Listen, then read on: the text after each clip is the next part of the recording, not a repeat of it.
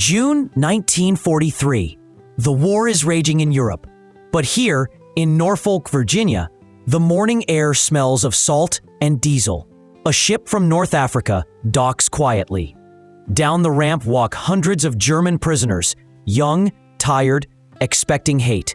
Hermann Butcher, a Wehrmacht officer, blinks at what he sees. White and black dock workers move cranes together, shouting instructions over the noise. Women in overalls drive trucks. Teenagers sell newspapers. Nobody hides. Nobody spits at them. For 3 years, German soldiers were told America was chaotic, weak, run by women and minorities. Yet the chaos they see now feels organized, confident. But cranes swing in rhythm. Ants play at a war bond rally nearby. Vendors sell coffee right next to battleships. Life keeps going as if the war were happening somewhere far away. Butcher whispers to the man behind him, "The Americans are insane." But what he means is, none of this makes sense. In Germany, civilians near a military base would be controlled, inspected, silenced. Here, they wander freely. Even the guards look relaxed. The Norfolk base itself is a city of motion. Thousands of workers, ships unloading supplies, music drifting from loudspeakers. The Germans are stunned not by the size, but by the attitude. This is a country at war that doesn't act afraid. As they line up for processing, an American officer addresses them in fluent German and reads their rights from the Geneva Convention. Rights. The word sounds absurd to men who have seen prisoners shot for slowing down on a march.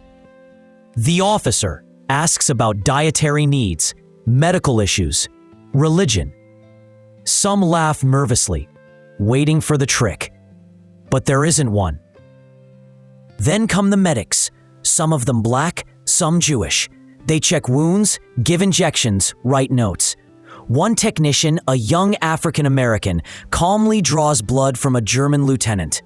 The man freezes, unsure if he should refuse. Back home, this would be illegal. Here, it's routine. Later, they are led to a mess hall where American sailors eat lunch. Enemies, the ones who had been firing torpedoes at each other weeks ago, now share one roof, the same food. The Americans don't stare. They talk about baseball.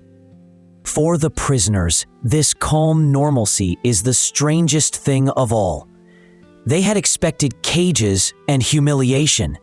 Instead, they walk through a place that looks impossibly like the future. What begins here on this ordinary dock is more than captivity. It's the first crack in a worldview built on fear and obedience.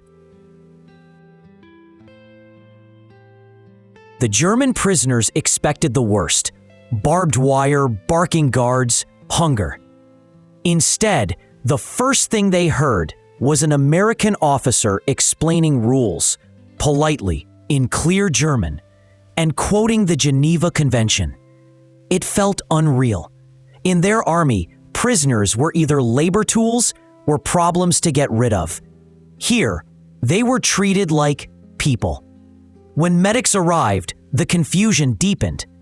They carried real medicine, penicillin, still rare even for German officers at the front.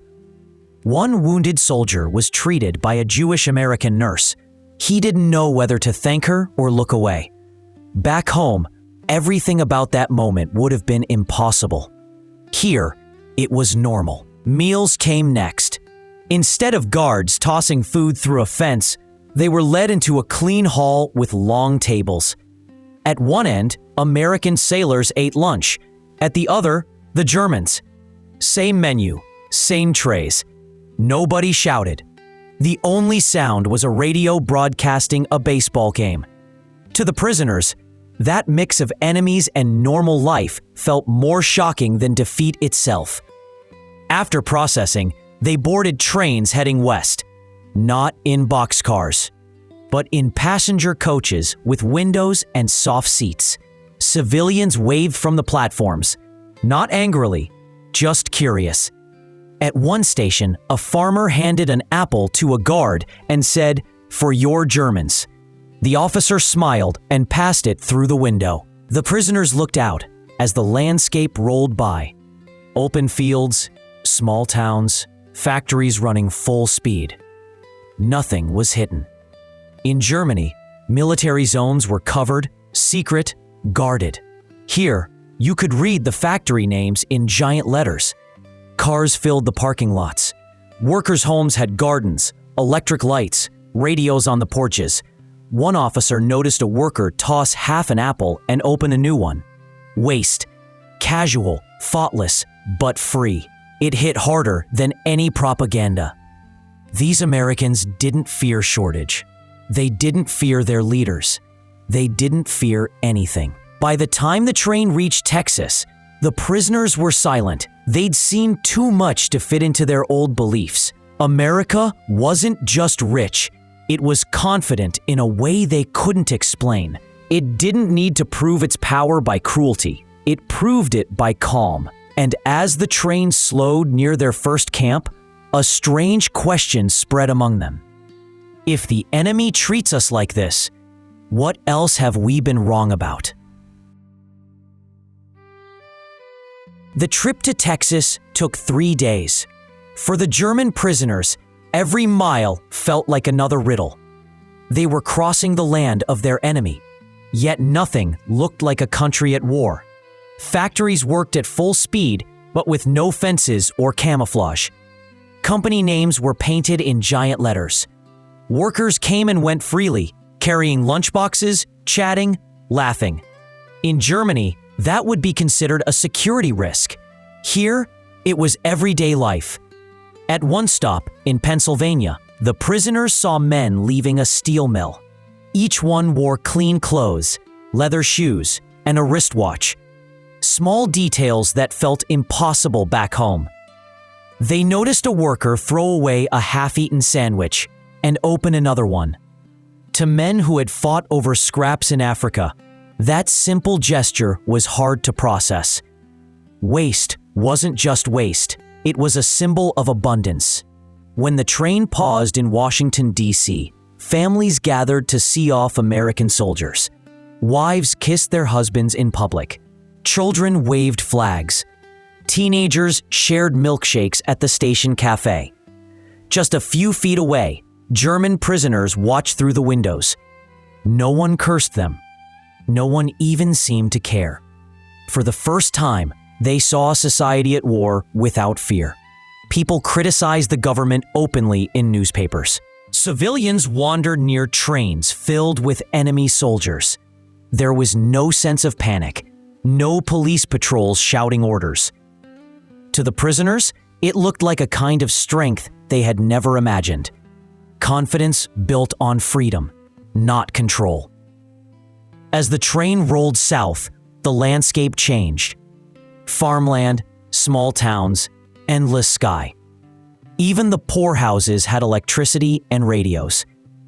One prisoner pointed out that in Germany, only officers could afford such comfort. Another muttered, when they crossed into Texas, guards told them the name of their destination, Camp Hearn. The prisoners laughed at first. A camp in the middle of nowhere? What could it be? But looking out the window, they saw fields, tractors, roads filled with trucks.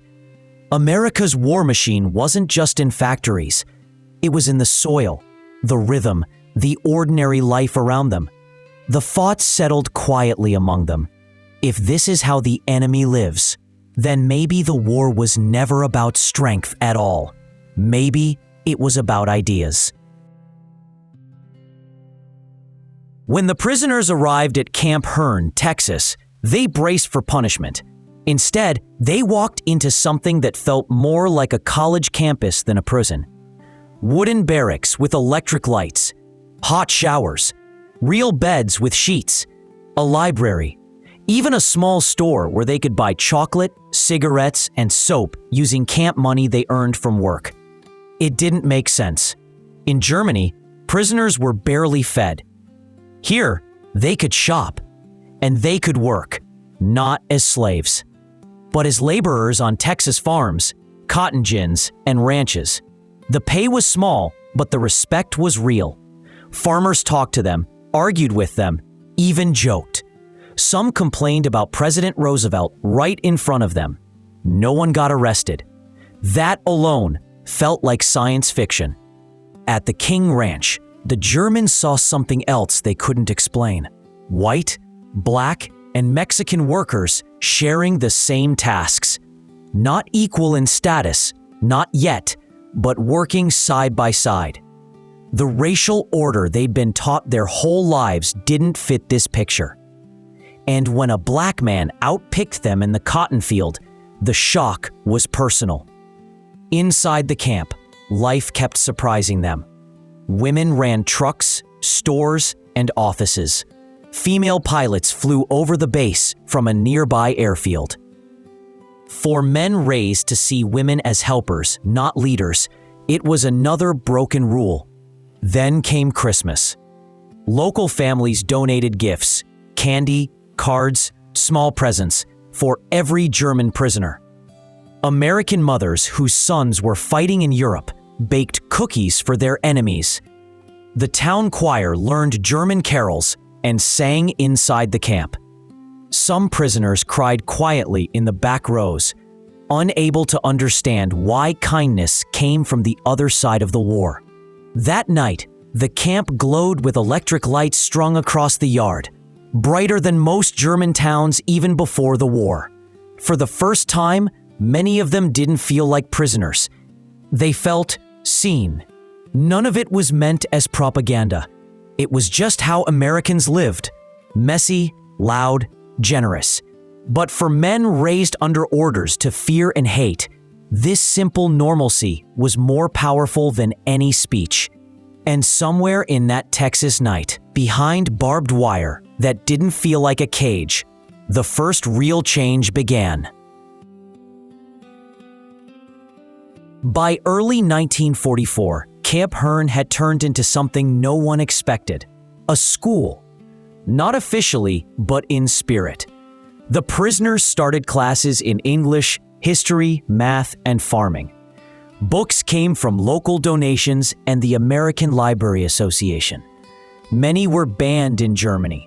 Works by Thomas Mann, Erich Maria Remarque, even Jewish authors. Reading them wasn't rebellion anymore. It was freedom, quietly learned behind barbed wire. Some prisoners signed up for correspondence courses from Texas colleges. Others drew, painted, or played in the camp orchestra. For the first time, they had choices, something dictatorship never allowed. American officers didn't lecture them about democracy. They just let them live inside it. The re-education program was simple. Show, don't preach. Guards treated them fairly. They could argue about politics without fear. They could read newspapers that criticized the government and still see the country function. That experience, disagreement without punishment, confused them at first, then fascinated them. Over time, change showed in small ways.